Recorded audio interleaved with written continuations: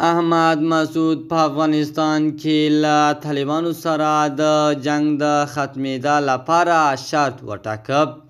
د اف جی نیوز چینل درنو لیدونکو سلام، ستړي مشئ، وخت مو په خیر. په موره ګرځوم د دې ساعت تازه او مهم خبر ته، او په سر کې یادونه کوم ملګرو که مو چینل نوي سبسکرایب کړی د تازه او مهمو خبرونو لپاره در سره اف جی نیوز چینل په درنښت سره سبسکرایب کړئ. احمد مسعود د سړیا په وینا کې د طالبانو د مخالفو شخصیتونو د دوهمې غونډې ترڅنګ له ځینو لویدیځو رسنیو سره په خبرو کې مدعي شو چې د افغانستان زیاتره خلک طالبان غواړي او اوسنی وضعیت پر دوی تپل شوی دی.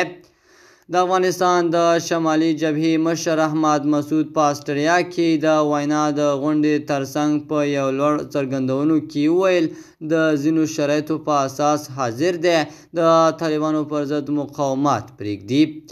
فارس خبري سایټ راپور ورکړ. د افغانستان د ملي مقاومت جبهې مشر احمد مسعود په وینا کې په یو لوړ څرګندونو کې وویل که طالبانو د ملګرو ملتونو او د بې پلوه هیوادونو په څارنې سره د انتخاباتو له ترسره کېدا سره پخلا شي، نو دی حاضر دی له مقاومت لاس واخلي او له طالبانو سره یوځای شي.